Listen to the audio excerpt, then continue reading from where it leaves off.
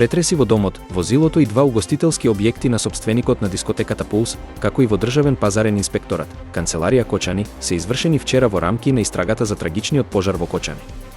Како што информира Министерството за внатрешни работи, при претресите одземени се лаптоп компјутери, повеќе мобилни уреди, документација и други предмети. Како што информираат од Министерството за внатрешни работи, во канцеларијата на државниот пазарен инспекторат во Кочани пронајден и одземен е еден компјутер, еден лаптоп компјутер и еден таблет, како и целокупната документација поврзана со правни субјекти.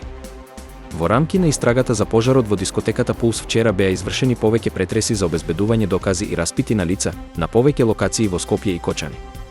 Јавното обвинителство вчера соопшти дека истражните тимови при претреси на 5 локации во Кочани и во Скопје одзеле дополнителни електронски уреди и други докази за кои се издадени наредби за вештачење. Извршени се и распити на лица кои би можеле да имаат определени сознанија. Обвинителството најави дека ќе издаде наредба и до Управата за финансиска полиција за преземање определени дејствија поврзани со материјалното работење на повеќе правни субјекти, осомничените и други лица.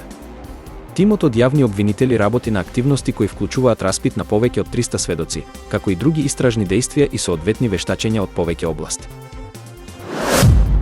Во моментов во државата се лекуваат 23 пациенти кои беа повредени во пожарот во Кочани, повеќе од 20 се пуштени на домашно лекување.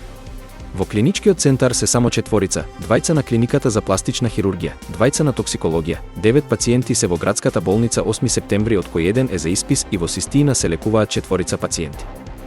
Бројот на пациенти кои се лекуваат во странство сега е 113, информира денеска на пресконференција министерот за здравство Арбен Таравај. Министерот кажа дека пациентите кои се сместени во Систина се во стабилна состојба и дека во наредните денови ќе информираат кога ќе бидат пуштени дома. Пациентите, пак, кои се лекуваат во странство, почнуваат постепено да се враќаат дома. Во првите 24 часа по враќањето, како што е предвидено по протокол, оние пациенти што се враќаат во земјата ќе бидат сместени во некои од клиниките каде ќе треба да бидат под надзор. Европската унија испрати порака до Србија, нагласувајќи дека иднината на земјата е во ЕУ, но дека треба да направи напредок во реформите поврзани со медиумските слободи, борбата против корупцијата и изборите. Европските лидери се сретнаа со српскиот претседател Вучик во Брисел, каде се разговараше за потребата од сериозни реформи. Вучик потврди дека Србија ќе остане посветена на европската интеграција, но истакна дека со изборите или формирањето нова влада ќе се донесе решение за политичката ситуација. ЕУ беше загрижена за политичката криза во Србија, додека некои европски пратеници изразија сомневање за моментот на средбата. Во исто време, Србија се соочува со протестите што ја потресоа власта, особено по инцидентите што ја изложија странката на јавни критики. Вучик ја уверува Европската унија дека Србија ќе ги поддржи сите неопходни реформи во име на стабилноста и напредокот на земјата. Фатах, движењето кое управува со западниот брег, ги повика лидерите на Хамас да ја предадат власта во појасот Газа, нагласувајќи дека нивното владење ја загрозува стабилноста на палестинската ситуација. Оваа изјава следува по серија протести во Газа против политиката на Хамас, при што демонстрантите барале промени. Хамас, пак, изрази подготвеност за преговори по завршувањето на конфликтот со Израел.